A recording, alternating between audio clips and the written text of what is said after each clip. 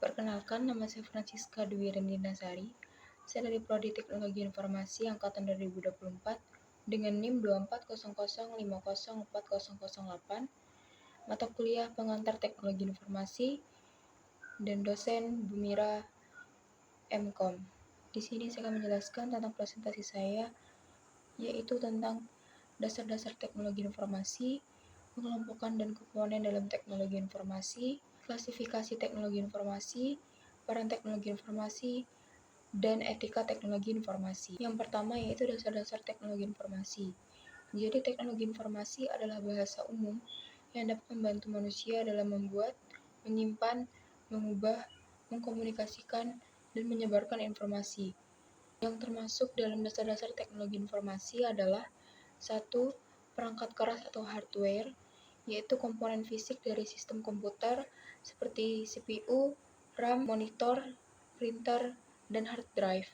Yang kedua yaitu perangkat lunak atau software, yaitu untuk menjalankan fungsi tertentu dalam komputer. Yang pertama perangkat lunak sistem, yaitu untuk sistem operasi Windows, Linux, MacOS, yang mengatur fungsi dasar komputer.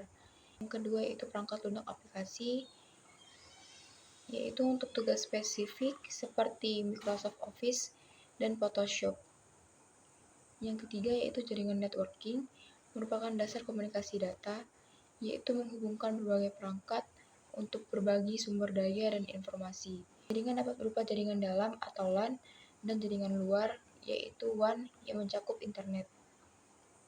Yang keempat adalah data informasi, yaitu merupakan bahan mentah berupa angka, teks, atau gambar yang belum diolah.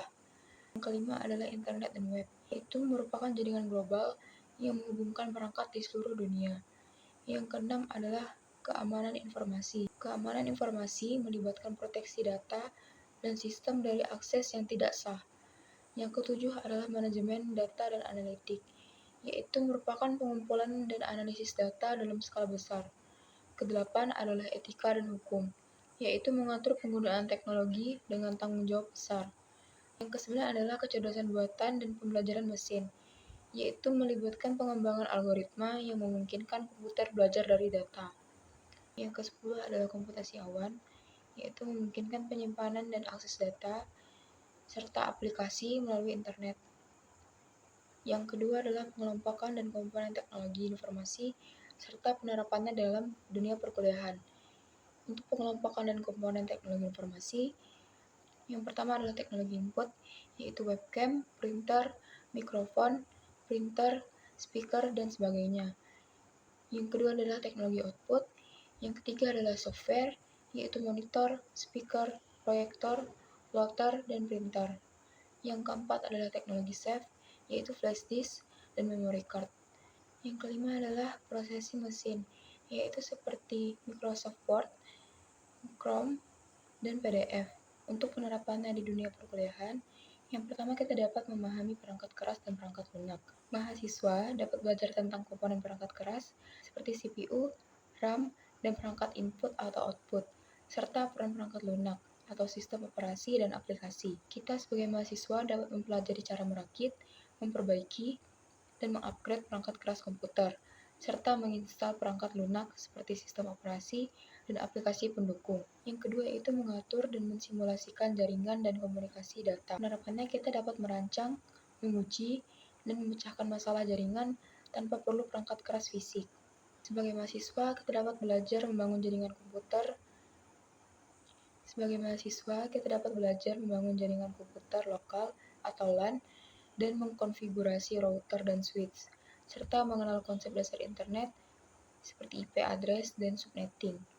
Yang ketiga, kita dapat manajemen data dan basis data.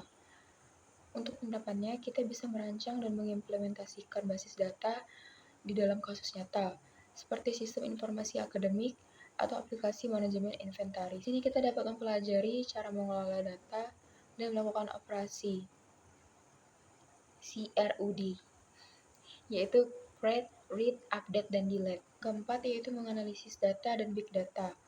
Untuk penerapannya, kita dapat mengadakan proyek analitik di mana mahasiswa menganalisis data yang dikumpulkan dari sumber-sumber seperti survei atau dataset publik untuk menemukan pola dan menghasilkan insight. Kita juga dapat belajar tentang cara pengumpulan dan analisis data dalam jumlah besar dengan menggunakan perangkat lunak seperti Python, R, atau software analisis data lainnya.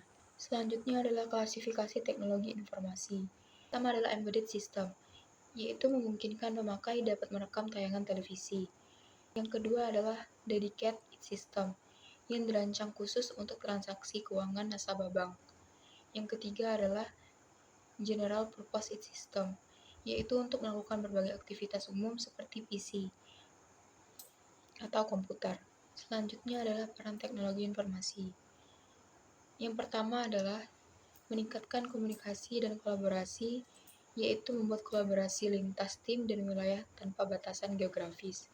Yang kedua adalah mendukung keputusan berbasis data yang memungkinkan perusahaan dan organisasi untuk mengumpulkan, menganalisis, dan mendapatkan wawasan dari data.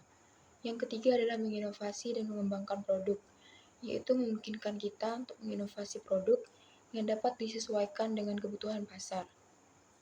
Yang keempat adalah penyimpanan dan manajemen data, yaitu memudahkan dalam menyimpan, mengelola, dan mengorganisir data dalam jumlah besar.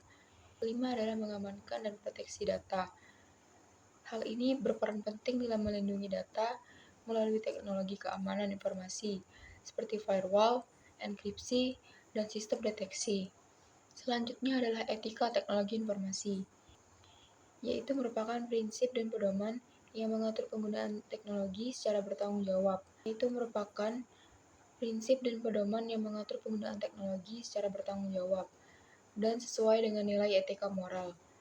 Tujuannya yaitu untuk memastikan bahwa penggunaan teknologi memberikan manfaat positif bagi individu, organisasi, maupun masyarakat luas. Etika teknologi informasi memiliki beberapa prinsip, yaitu untuk menghindari penyebaran misinformasi. Kedua, etis dalam menggunakan kecerdasan buatan atau AI. Ketiga, memiliki tanggung jawab sosial. Keempat, terjamin privasi dan kerahasiaannya. Kesimpulannya, teknologi informasi adalah alat yang sangat berpengaruh dalam berbagai aspek kehidupan, yaitu untuk mengembangkan dan menggunakan teknologi secara tepat dan bertanggung jawab, dan mendorong kemajuan yang berkelanjutan dan inklusif. Sekian dari saya, terima kasih.